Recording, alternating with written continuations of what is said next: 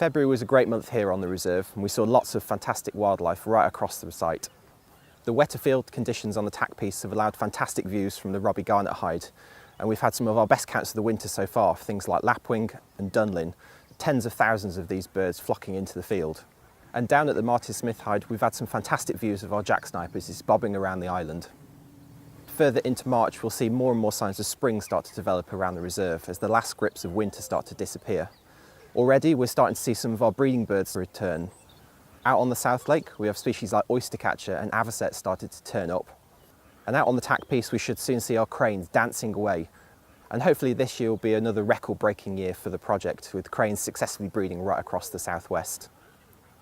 So why not head out onto the reserve this year, meet our volunteer guides in the hides, and they'll be able to help you identify the cranes as individuals using those unique colourings.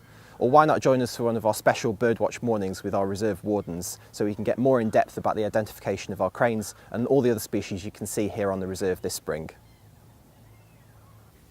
Out and about in the grounds at the moment, we're coming across early signs of spring. We've come down to the loopway to look at some of the Hawaiian geese, or nene, one of Sir Peter Scott's first conservation projects. Having founded what we now call the Wildfowl and Wetlands Trust in 1946, Scott was dead keen to get involved in conservation as quickly as possible. With his contacts for geese, he found the Hawaiian goose, what we love and affectionately call the nene.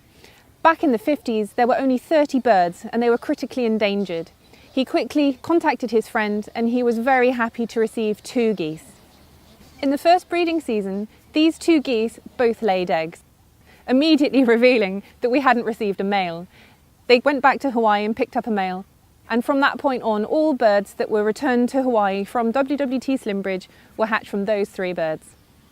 Since then, generations of bird keepers and conservationists at Slimbridge have worked tirelessly to give the nene the best foundation for the future.